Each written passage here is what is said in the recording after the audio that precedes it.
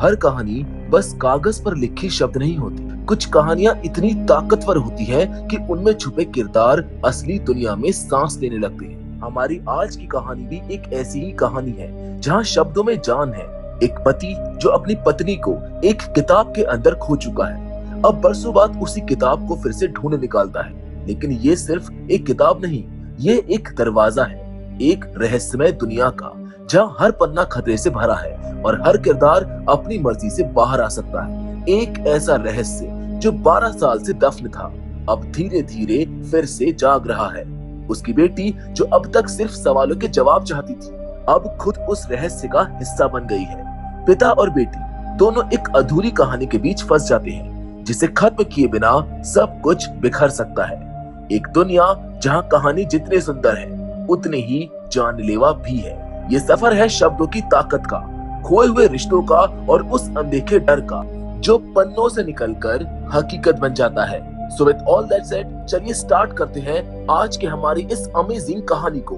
Hollywood silver screen presenting Inkheart. कहानी की शुरुआत होती है एक शांत रात में, जब मार्टियर और उसकी पत्नी रेसा अपनी मासूम सी बच्ची को सुलाने की कोशिश कर रहे थे। मार्टियर उसे एक किताब से कहानी पढ़कर सुला रहा होता है, पर जैसे जैसे कहानी आगे बढ़ती है, कुछ अजीब सा महसूस होने लगता है। और तभी अचानक एक लाल रंग का कपड़ा उड़ता हुआ सीधा उनकी खिड़की पर आकर अटक जाता है। हैरानी की बात यह थी कि ऐसा ही कपड़ा उस किताब में भी वर्णित था, मानो किताब की दुनिया हकीकत बनकर बाहर आ गई हो।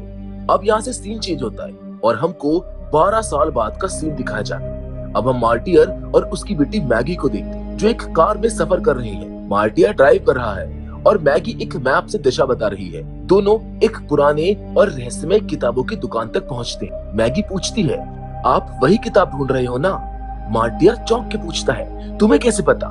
मैगी जानती थी उसके पिता अक्सर किताबों की दुकानों में कुछ ढूंढते रहते हैं और जब नहीं मिलती तो उनके चेहरे पर मायूसी साफ झलकती है। लेकिन मार्टियर बात को टाल देता है और दुकान के अंदर चला जाता है, जबकि मैगी बाहर टहलने निकल जाती है। अंदर दुकान का मालिक उसको देख रहा था। जैसे ही मार्टियर किताबें पलटने लगता है, किताबों से फुसफुसाहट सुनाई देती है, जैसे वो उससे कुछ कहना चाहती हो। लेकिन मार्टियर घबराता नहीं है, मानो इसे इन सब की आदत हो। दरअसल वो इंकहार्ट नाम की एक दुर्लभ किताब की तलाश में है। उधर बाहर मैगी से एक अजनबी शख्स आकर बातें करने लगता है। पहले तो मैगी थोड़ा घबरा जाती है, लेकिन वो आदमी कहता है कि ये उनकी पहली मुलाकात नहीं है। जब वो पहले मिले थे, मैगी बहुत छोटी थी। तभी मार्टियर बाहर आता है और उस आदमी को देखकर उसका चेहरा सख्त हो जाता है। वो शख्स मार्टियर को सिल्वर टंग कहकर पुकारता है। मार्टियर तुरंत ही मैगी को कार में बैठने के लिए कहता है और फिर वो उसके साथ अकेले में बात करने लगता है। इस आदमी का नाम है डस्ट फिंगर, जो मार्टियर से कहता है कि उसे 9 साल पुरानी अपनी गलती को सुधारना होगा, क्योंकि कैप्रिकॉर्न नाम का एक खतरनाक आदमी अब जान चुका है कि मार्टियर कहाँ है।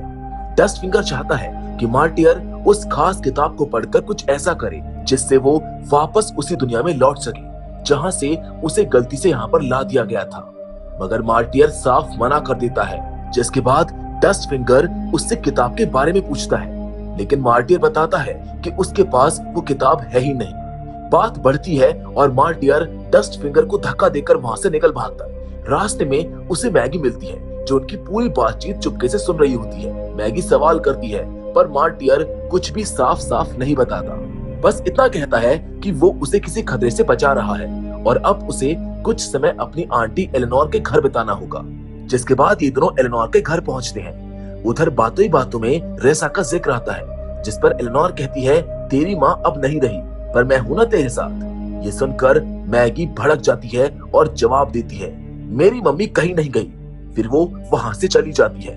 बाद में मैगी अपने पिता से साफ पूछती है कि उसकी माँ कहाँ पर है। उसे पूरा यकीन था कि मार्टियर जिस रहस्यमय किताब को ढूंढ रहा है, उसका उसकी माँ से कोई गहरा नाता है। तभी डस्ट फिंगर एक बार फिर से अचानक वहां पर आ जाता है। वो बताता है कि उसने कैप्रिकॉर्न से संपर्क किया था, क्योंकि मार्टियर ने उसकी मदद करने से मना कर दिया था।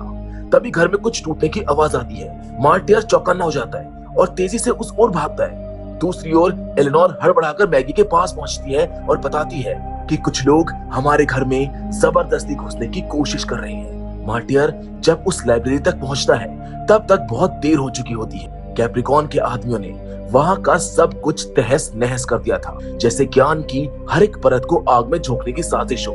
डस्ट फिंगर, जो अब भी भीतर की दुविधा और बाहरी हालातों के बीच जूझ रहा था, अपने आग जैसे हाथों से एक हमलावर को चेतावनी देता है। वो साफ लहजे में बिना हिंसा के चेतावनी देता है कि किसी को नुकसान नहीं होना चाहिए, लेकिन उनके इरादे कुछ और ही थे। वो मैगी को जबरन उठा लेते हैं, एक शर्त की तरह, ताकि मार्टियर किताब पढ़े और वो सब जो कभी कल्पना में थे अब उसकी इस दुनिया में लौट सके। लाइब्रेरी की सैकड़ों किताबें धू धू कर जलने लगी। ज्ञान, कल्पना और यादें, सब कुछ राख हो रहा था। डस्ट फिंगर ने आखिरी क्षणों में एक अधजली किताब को जलते ढेर से खींच निकाला और मैगी की ओर बढ़ाया, शायद ये उम्मीद करते हुए कि कोई तो बचा रहेगा। लेकिन मैगी की आंखों में अब आक्रोश था। उसने किताब लेने से मना कर दिया। जल्द ही उन्हें एक कार में भरकर कहीं पर ले जाया गया। मार्टियर को होश तब आया जब कार किसी सुनसान और रहस्यमय जगह पर रुकी। अंदर एलेनोर और मैगी भी थी। तीनों एक अजनबी सी खामोशी में कैद थी। बाहर उतरते ही जो दृश्य सामने आया वो किसी और ही डायमेंशन का हिस्सा लग रहा था। उड़ते हुए बंदर, सींगों वाले घोड़े और ऐसे जीव जिन्हें उन्होंने कभी पढ़ा था लेकिन देखा नहीं था। मतलब कि ये एक कल्पना की दुनिया थी। उन्हें एक खाली से कमरे में बंद कर दिया जाता है। अब मार्टियर वो राज खोलता है जो बरसों से दबा हुआ था। वो सब जो यहाँ पर दिख रहा था सिर्फ एक कल्पना की उपज नहीं बल्कि असलियत थी। कई साल पहले जब वो एक किताब पढ़ रहा था तभी अचानक से उसमें से एक डाकू बाहर निकल आता है। उसका नाम था कैप्रिकॉन और उसके पीछे आते हैं उसके साथी, आग से खेलने वाला डस्ट फिंगर और इनके बाकी साथी। उसी वक्त रेसा किताब में खिंच जाती है। वो गायब हो जाती है जैसे वो कभी थी ही नहीं। और तब से मार्टियर ने कोई कहानी नहीं पढ़ी ताकि वो अपनी बेटी को सुरक्षित रख सके। मैगी, जो अब तक सिर्फ सवालों में उलझी हुई थी, अब जवाबों से डरी हुई भी थी। क्या उसकी माँ सच में अब भी जीवित है? क्या कोई किताब किसी इंसान को निगलकर सालों तक उसे अपने अंदर छुपा सकती है? जिसके बाद अचानक ही उन्हें एक और कमरे में ले जाया जाता है और इस बार सामने खुद कैप्रिकॉन होता है, वो भी अपने नए महल में। मार्टियर उससे पूछता है, अब तो तुम्हारे पास सब कुछ है, अब क्या चाहिए तुम्हें?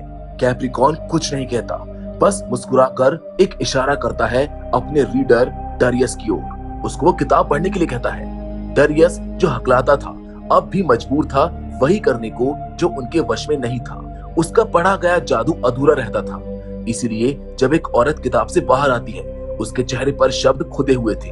वो बोल नहीं सकती थी। आधा अधूरा अस्तित्व लेकर वो किताब से बाहर निकलती है। अब बारी थी मार्टियर की। उसे एक खजाने वाली किताब दी गई। जैसे ही उसने उस किताब को पढ़ना शुरू किया, रेत सा हवा में कुछ तैरने लगा और उसके साथ ही सोने के सिक्के बरसने लगे। कैप्रिकॉन और उसके आदमियों की आंखें चमक उठी, पर किताब ने भी बदला लिया। जैसे ही एक आदमी सिक्कों के साथ बाहर आया, उसी वक्त उस किताब ने एक आदमी को निगल लिया। डस्ट फिंगर, जो अब थक चुका था, मार्टियर से कहता है, मुझे वापस भेज दो। लेकिन मार्टियर मजबूरी से सर हिलाता है। वो कहता है, मुझे नहीं पता कि मैं तुमको वापस कैसे भेजूं। इस बीच कैप्रिकॉन एक और कड़ी तोड़ता है। वो इंखाट को आग में झोंक देता है। डस्ट फिंगर जान की बाजी लगाकर उसे बचाने दौड़ता है, लेकिन वो किताब अब राख बन चुकी होती है। मार्टियर और उसका परिवार एक बार फिर से कैद कर दी जाती। दूसरी ओर डस्ट फिंगर एक और अंधेरी जगह में पहुंचता है। वहां बहुत सी औरतें कैप्रिकॉन के लिए काम कर रही थी। उन्हीं में से एक रेसा थी। जैसे रेसा ने डस्ट फिंगर के जले हुए हाथ देखे, वो पहचान जाती है। वो बोल नहीं सकती क्योंकि डरियस की हकलाहट ने उसकी आवाज उसी किताब में कैद कर दी थी। लेकिन उसकी आंखें कहती है कि वो अब भी जिंदा है और अब भी उसको उम्मीद है। वही दूसरी ओर उस आदमी को, जिसका नाम फरीद है, जो उस किताब से बाहर आया था, उसे यकीन नहीं हो रहा था कि वो किस दुनिया में आ गया है। वो बार बार एक ही शब्द दोहरा रहा था, ये सपना है, ये सपना है। तभी मैगी धीरे से उससे उसका नाम पूछती है, जिस पर वो बताता है कि मेरा नाम फरीद है। जिसके बाद हमें अगली सुबह का सीन दिखाया जाता है। डस्ट फिंगर एक सपना लेकर जागता है, जिस सपने में उसकी पत्नी उसे पुकार रही होती है। ये वापसी की उसकी एक वजह होती है। अब जैसे डस्ट फिंगर की आंखें खुलती, वो देखता है कि रेसा धीरे धीरे उसकी बैंडेज खोल रही। वो एकदम चौंक जाता है और तभी डस्ट फिंगर की नजर उसके चेहरे पर जाती है, जो किसी मजबूरी में उम्मीद तलाश रहा था। डस्ट फिंगर गंभीरता से पूछता है, तुम इस मदद के बदले मुझसे क्या चाहती हो रेसा? रेसा बस अपनी चेन की ओर इशारा करती है, जो उसकी आजादी को जकड़े हुए थी। बिना एक शब्द कहे वो साफ कर जाती है कि अब और नहीं, वो आजाद होना चाहती है। लेकिन डस्ट फिंगर फिर से सवाल करता है। वो कहता है, आजाद होकर तुम कहाँ जाओगे? तब रेसा एक पुराना और थोड़ा फटा हुआ कागज निकालती है। उस पर मार्टियर और मैगी का स्केच बना होता है। डस्ट फिंगर थोड़ी देर उसको देखता रहता है, फिर फुसफुसाता है, क्या ये तुम्हारा परिवार है? रेसा सर हिलाती है और कांपते हाथों से लिखती है, क्या तुमने इन्हें देखा है? ये दृश्य देखकर डस्ट फिंगर की यादें वापस दौड़ जाती है। जब वो किताब से बाहर आया था, रेसा उसी वक्त अंदर खींची चली गई थी और फिर डरियस ने पढ़कर उसको बाहर निकाला। और शायद इसीलिए मार्टियर इंकहार्ट के अंदर से अपनी पत्नी को बाहर नहीं निकाल पा रहा था, क्योंकि वो पहले से ही इस दुनिया में है, जहां आगे अब हम देखते हैं कि डस्ट फिंगर रेसा से वादा करता है कि मैं तुम्हें तुम्हारे परिवार से मिलवा कर रहूंगा। जिसके बाद वो बाहर निकलता है। वो देखता है कि सारे गार्ड सो रहे हैं। वो फौरन अपने पालतू जानवर क्विन को इशारा करता है। क्विन फुर्ती से भागता है और चुपचाप चाबी उठा लेता है। रेसा की जंजीरें खुल जाती हैं और वो पहली बार खुद को आजाद महसूस करती है। इधर डस्ट फिंगर जैसे ही मार्टियर के पास पहुंचता है, वो मैगी की आवाज सुनता है। मैगी कहती है कि क्या इंकहार्ट की एक और कॉपी हो सकती है? डस्ट फिंगर भीतर घुसता है और बोलता है, अगर ये कॉपी कहीं और है तो हम साथ मिलकर उसको ढूंढ सकते हैं और फिर तुम मुझको वापस मेरे घर भेज देना। मार्टियर को यकीन दिलाने के लिए डस्ट फिंगर ने एक किताब खोली और उससे पेज नंबर 14 पढ़ने को कहा। जैसे ही वो शब्दों को दोहराता गया, एक भीषण तूफान उठा और पूरी हवेली हिल गई। गार्ड्स घबरा गए, सब तरफ अफरा तफरी मच गई। उसी समय रेसा भी बाहर आती है, बट तभी उसका पांव फिसलता है और वो एक गहरे गड्ढे में गिर जाती है। डस्ट फिंगर उसको देख रहा था।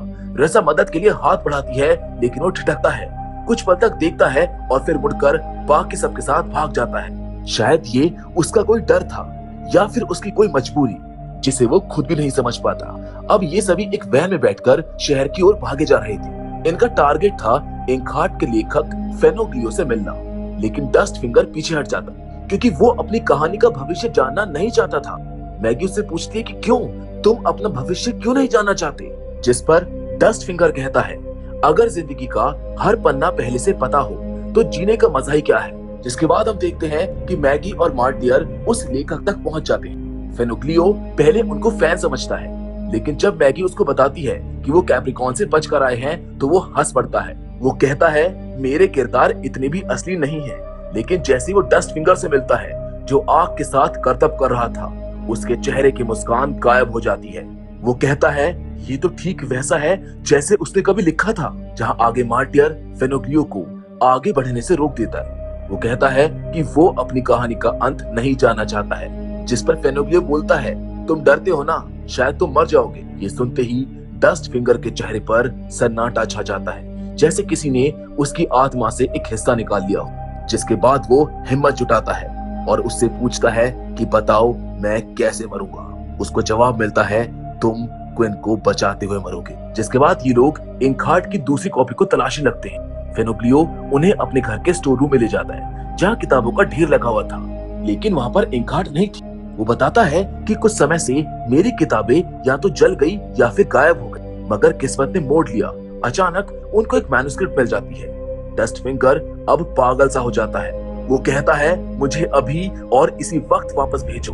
लेकिन मार्टियर कहता है, पहले मैं रेसा को वापस लाऊंगा। ये सुनकर डस्ट फिंगर चुप हो जाता है, लेकिन ये सच्चाई अब और ज्यादा नहीं छुप सकती थी।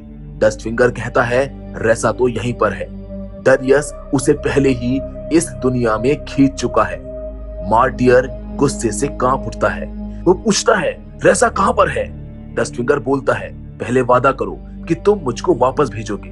जिसके बाद वो कहता है, वो वही है जहां से हम अभी अभी जान बचाकर भागे हैं। जिसके बाद ये लोग राइटर की गाड़ी में बैठकर उसी रहस्यमय जगह के लिए निकल जाते हैं, जबकि फरीद और मैगी को वो राइटर के घर पर ही छोड़ जाते हैं। लेकिन रात के सन्नाटे में जब सब कुछ शांत होता है, तभी मैगी को एक धीमी फुसफुसाहट सुनाई देती है, जैसे कोई बहुत पास बैठा कुछ कह रहा हो। वो आवाज उसी अधजली किताब की ओर से आ रही थी, जो किसी चमत्कार की तरह जलने से बच गई थी। मैगी उस किताब के पास जाती है और जैसे ही वो उसको पढ़ना शुरू करती है, एक अद्भुत घटना घटती है। किताबों के शब्दों से टोटो नाम का एक छोटा सा कुत्ता बाहर निकल आता है और डर के मारे सीधा बिस्तर के नीचे जा छुपता है। उसी पल राइटर मैगी के कमरे का दरवाजा खटखटाता है। दरवाजा खोलते ही मैगी चौंक जाती है, क्योंकि राइटर कैप्रिकॉन के आदमियों की कैद में था। उन गुंडों ने उसको धमकाना शुरू किया ताकि मैगी मार्टिन के बारे में सब कुछ बता दे। लेकिन इस हड़कंप में राइटर की नजर टोटो पर पड़ी और उसे एक भयावह सच्चाई का एहसास हुआ। मैगी भी एक सिल्वर टंग है। गलती से ये बात उसके मुंह से निकल जाती है और कैप्रिकॉर्न को पता चल जाता है कि मैगी के अंदर भी वही ताकत है। वो भी शब्दों को हकीकत में बदल सकती है। फिर क्या था, वो मैगी को तुरंत अपने साथ ले जाता है। दूसरी ओर रास्ते में मॉर्टिमर डस्टफिंगर से रेसा के बारे में पूछता है। डस्टफिंगर बताता है कि वो ठीक है, लेकिन अब बोलने की ताकत खो चुकी है। तभी अचानक से उसे एहसास होता है कि शायद उनकी कार के डिक्की में कोई है। वो गाड़ी रुकवाता है और कार की डिक्की चेक करता है, जहाँ पर फरीद छुपा बैठा होता है। फरीद कहता है, मुझे वो राइटर कुछ ठीक नहीं लगा, इसलिए मैं उसके साथ नहीं रुकना चाहता था। अब जल्द ही ये तीनों कैप्रिकॉर्न के उस भयानक महल के पास पहुंच जाते हैं और पीछे की ओर से छिपते छिपाते अंदर घुसने की कोशिश करते हैं। वो छत पर चढ़ते हैं कि तभी अचानक मॉर्टिमर का पैर फिसल जाता है और उसकी आहट से कैप्रिकॉर्न के सिपाहियों का ध्यान उसकी ओर चला जाता है। बड़ी मुश्किल से वो वहां से भाग निकलते हैं। मॉर्टिमर किसी तरह रेसा के कमरे तक पहुंच जाता है, जहां उसे पुराने सामान और यादों के बीच में एक स्केचबुक मिलती है, एक किताब जिसमें रेसा ने अपने परिवार की तस्वीरें बनाई थी। इधर बाहर डस्टफिंगर और फरीद दोनों छुपे हुए मॉर्टियर का इंतजार कर रहे होते हैं। इस दौरान फरीद डस्टफिंगर से उसकी कला को सीखने की जिद करता है। काफी कोशिशों के बाद फरीद उसमें कुछ सफल भी हो जाता है, लेकिन तभी एक सिपाही उनको देख लेता है। फरीद तो किसी तरह बच निकलता है, लेकिन डस्टफिंगर पकड़ा जाता है। उसे महल के अंदर कैप्रिकॉर्न के सामने लाया जाता है। वहाँ डस्टफिंगर देखता है कि रेसा एक लोहे के पिंजरे में कैद है। अब रेसा जैसे डस्टफिंगर को देखती है, वो उसकी ओर खींचने लगती है। डस्टफिंगर उसको बताता है कि उसका पति उसको बचाने आया है। इस बीच कैप्रिकॉर्न मैगी की शक्तियों को परखने के लिए उसे बार बार किताबें पढ़वा रहा था और किताबों से अजीबोगरीब चीजें इस दुनिया में आ रही थी। राइटर उसको देखता है और कहता है, तुम ठीक वैसे ही निकले जैसे मैंने तुमको लिखा था। कैप्रिकॉर्न ने अपने असली इरादे उजागर कर दिए। वो एक खतरनाक किरदार को इस दुनिया में बुलाना चाहता था। उसका नाम था शैडो, एक ऐसा राक्षस जो अगर इस दुनिया में आ गया तो वापस नहीं जाएगा। मैगी ने कहा कि ये असंभव है क्योंकि सारी किताबें तो जल चुकी है, लेकिन कैप्रिकॉर्न ने सांपों से भरे डिब्बे में आखिरी किताब छुपा रखी, एक ऐसा आखिरी जरिया जिससे वो अपने काले मंसूबों को सच कर सकता था। कैप्रिकॉर्न अब अपने आखिरी और सबसे खतरनाक प्लान पर आ चुका था। उसने वो किताब निकाली और उसे मैगी के सामने रखते हुए ठंडी मुस्कान के साथ कहा, अब इसको पढ़ो और शैडो को इस दुनिया में बुलाओ। लेकिन मैगी डट गई, उसने साफ इनकार कर दिया। तभी कैप्रिकॉर्न उसे उस कमरे में ले गया जहाँ एक औरत जालों में लिपटी हुई कैद थी। पहले तो मैगी ने उसको पहचाना नहीं, लेकिन जैसे ही उसकी आंखें उसके चेहरे से टकराई, उसकी रूह कांप उठी। उसके शब्द थे माँ। ये शब्द खुद ब खुद उसके होठों से निकले और वो उसकी तरफ भाग पड़ी। कैप्रिकॉर्न की आंखों में अब एक क्रूर मजा था।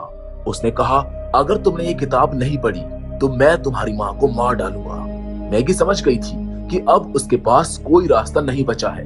फिर उसे और डस्टफिंगर को अलग अलग जेलों में बंद कर दिया जाता है। राइटर भी उसी जेल में था जहां मैगी को रखा गया था। जल्द ही डस्टफिंगर को ये एहसास हो जाता है कि मैगी भी उसी की तरह एक सिल्वर टंग है जो शब्दों को असलियत में बदल सकती है और शायद उसे उसी किताबें वापस भेज सकती है जिससे वो बाहर आया था। दूसरी ओर वो लेखक कहानी के कुछ पन्नों पर कुछ नया लिखने की कोशिश कर रहा था। मैगी ने धीरे से उसको सुझाव दिया, अगर तुम कैप्रिकॉर्न को शैडो से मरवा दो तो कैप्रिकॉर्न का नौकर खाना लेकर आता है। वो बोलता है कि तैयार रहो, कल बहुत बड़ा दिन है। लेखक चुपचाप उसकी ओर देखता है और कहता है, हम तो बस भूतों की कहानियों की बातें कर रहे थे, क्या तुम सुनना चाहोगे? अभी सुनते ही बेस्ता के चेहरे का रंग उड़ जाता है। लेखक जानता था कि उसने इस किरदार को खुद ऐसा लिखा था कि ये भूतों से बहुत डरता है और यहीं से शुरू होता है असली खेल। बेस्ता जैसे ही डरता है, क्वीन चुपके से उसकी थैली को चुराकर डस्टफिंगर के पास ले जाती है। ये देखकर बेस्ता घबराकर डस्टफिंगर की जेल में घुसता है अपनी थैली लेने के लिए, यानी कि वो पैकेट। लेकिन तभी डस्टफिंगर धीमी आवाज में कहना शुरू कर देता है, देख रहे हो कंकाल, ये सब अब जिंदा होकर तुझे घेर लेंगे। बेस्ता का चेहरा पीला पड़ जाता है, डर के मारे उसके पैर कांपने लगते हैं और तभी डस्टफिंगर उसको धक्का देकर उसी जेल में बंद कर देता है और खुद बाहर निकल आता है। वो अपनी शक्तियों का इस्तेमाल करके मैगी और लेखक को छुड़ाने की कोशिश करता है, लेकिन ताले नहीं टूटते। तभी कैप्रिकॉर्न के सिपाही वहां पर आ जाते हैं। डस्टफिंगर उनसे छुप जाता है, उधर एलेनोर भी अब कैप्रिकॉन के अड्डे तक पहुंच चुकी थी। डस्टफिंगर अभी भी छुपा हुआ था और इससे पहले कि वो सिपाही उसको देख पाते, तभी मॉर्टिमर और फरीद उसको पकड़ लेते हैं और खींचकर अंदर ले जाते हैं। फरीद खुशी से उसको गले लगाता है और डस्टफिंगर फौरन उनको सब कुछ बता देता है। वो कहता है मैगी और लेखक सब अंदर हैं और कैप्रिकॉन अब शैडो को इस दुनिया में लाने वाला है। वो इसके लिए मैगी का इस्तेमाल करेगा क्योंकि वो भी एक सिल्वर टंग है, बिल्कुल तुम्हारी तरह। जेल की अंधेरी कोठरी में बैठा राइटर अब भी कैप्रिकॉन के डरावने इरादों के लिए कहानियां गढ़ रहा था। तभी उसके आदमी मैगी को लेने आ पहुंचते हैं, लेकिन उसी वक्त दूसरी ओर मॉर्टिमर, डस्टफिंगर और फरीद मिलकर एक खतरनाक प्लान पर काम कर रहे होते हैं। मॉर्टिमर ने डस्टफिंगर से कहा, तुम अपनी आग का इस्तेमाल करना सबका ध्यान भटकाने के लिए, जिसके बाद तीनों दुश्मन के भेष में भीतर घुसने का फैसला करते हैं। मैगी को एक सफेद गाउन पहनाकर उस जगह लाया जाता है जहां उसे सबके सामने कहानी पढ़नी थी। वहां वो रेसा और राइटर को एक लोहे के पिंजरे में कैद देखती है। कैप्रिकॉन गर्व से ऐलान करता है कि अब वो फिर से अपने लोगों के साथ रहेगा, इस बार हमेशा के लिए। लेकिन उसी वक्त मॉर्टिमर, फरीद और डस्टफिंगर भीतर घुसकर एक एक करके उसके आदमियों को मारने लगते हैं। उधर दूसरी ओर एलेनोर को अंदर आते ही डेरियस मिलता है, जिससे वो कहती है कि अगर जिंदा बाहर निकलना है तो मेरी मदद करो, जिस पर डेरियस हामी भर देता है। इधर मैगी को किताब थमाई जाती है, लेकिन उसकी नजर भीड़ में मॉर्टिमर पर पड़ती है। वो उसको देखकर शांत रहती है। तभी राइटर टोडो को चुपके से एक पन्ना थमाता है जो किसी तरह मैगी तक पहुंच जाता है। अब जैसे ही वो उस पन्ने को पढ़ना शुरू करती है, एक काला साया शैडो प्रकट होकर कैप्रिकॉन की ओर बढ़ने लगता है। वहीं डस्टफिंगर और फरीद पूरे महल में आग लगा देते हैं। चारों ओर अफरा तफरी मच जाती है और जब एलेनोर जानवरों की पूरी टोली लेकर वहां पर पहुंचती है, तब मॉर्टिमर मैगी को इशारा करता है, कहानी आगे बढ़ो। लेकिन पन्ने खत्म हो चुके थे। मॉर्टिमर उसको एक पेन देता है कि अब आगे की कहानी तुम लिखोगी। मैगी अपनी कलम से कैप्रिकॉन को एक पत्थर की मूर्ति बना डालती है जो धीरे धीरे रेत में बदलने लगती है। वो शैडो को भी उस दुनिया में लौटा देती है और बाकी उन सभी को भी जिन्होंने बिना अपनी मर्जी के उस किताब से बाहर कदम रखा था। डस्टफिंगर दूर खड़ा ये सब देख रहा होता है, लेकिन लौटने का मौका छूट चुका था। फरीद उसको दिलासा देता है कि मॉर्टिमर हमारी मदद जरूर करेगा, लेकिन डस्टफिंगर निराश था। अब तो उसे उसकी बीवी भी मिल गई थी, वो अब हमारी मदद नहीं करेगा। इसी बीच रेसा की खोई हुई आवाज लौट आती है और पूरा परिवार फिर से एक हो जाता है। किताब अब वहां से गायब हो चुकी और महल गिरने लगा था। सभी ने भागकर बाहर निकलने का फैसला किया, लेकिन वो किताब इतनी आसानी से खत्म नहीं होने वाली थी, क्योंकि फरीद चुपचाप उस किताब को उठा लाया था और अब उसने वो किताब डस्टफिंगर को सौंप दी थी। वो कहता है कि हम कोई नया रीडर ढूंढ लेंगे जो हमें वापस भेज सके। डस्टफिंगर थोड़ा भावुक होता है। वो कहता है, तू तो मैगी को चाहता है ना, फिर तो मेरे साथ क्यों आ रहा है? फरीद मुस्कुराता है और कहता है कि मेरे पास उसकी तस्वीर है, मैं उसको देखकर खुश रहूंगा। जिसके बाद दोनों जंगल की ओर बढ़ने लगते हैं। तभी पीछे से मॉर्टिमर दौड़ता हुआ आता है। वो कहता है, रुक जाओ, मैं अपना वादा जरूर निभाऊंगा, मैं तुम्हें तुम्हारी दुनिया में वापस जरूर भेजूंगा। जिसके बाद वो किताब को खोलकर पढ़ना शुरू करता है। डस्टफिंगर अपनी दुनिया में लौट जाता है। रेसा और मैगी भी पीछे पीछे पहुंच जाते हैं, लेकिन तब तक वो जा चुका होता है। फरीद अब अकेला था। मॉर्टिमर ने उससे पूछा, अब तुम क्या करोगे? फरीद के पास कोई जवाब नहीं था, लेकिन मैगी फरीद से कहती है, तुम हमारे साथ क्यों नहीं रहते हो? फरीद हाँ में सर हिला देता है। जिसके बाद वो इन सब के साथ एक नई शुरुआत करता है और इस तरह जिस कहानी ने एक परिवार को बिखेर दिया था, उसी ने उन्हें फिर से एकजुट कर दिया। मैगी ने न सिर्फ अपनी माँ की आवाज पाई, बल्कि एक ऐसी ताकत भी हासिल की जो शब्दों से परे थी। डस्टफिंगर को आखिरकार उसकी खोई हुई दुनिया मिल गई। फरीद को एक नया परिवार और मॉर्टिमर को अपनी कलम पर फिर से विश्वास मिला। इंकहार्ट सिर्फ एक किताब नहीं थी, बल्कि वो एक दरवाजा था, एक ऐसी जादुई दुनिया का जो हमें ये सिखाती है कि चाहे कहानी कितनी भी डरावनी क्यों ना हो, जब तक हमारे हाथ में कलम है, हम कभी हार नहीं मान सकते। वेल, अगर आपको ये जादुई सफर पसंद आया हो तो इस वीडियो को लाइक जरूर करें। बाकी फिलहाल आज के इस वीडियो में बस इतना ही, लेकिन हम फिर से जरूर मिलेंगे, और वो भी एक और नई इंटरेस्टिंग कहानी के साथ। पर तब तक के लिए धन्यवाद।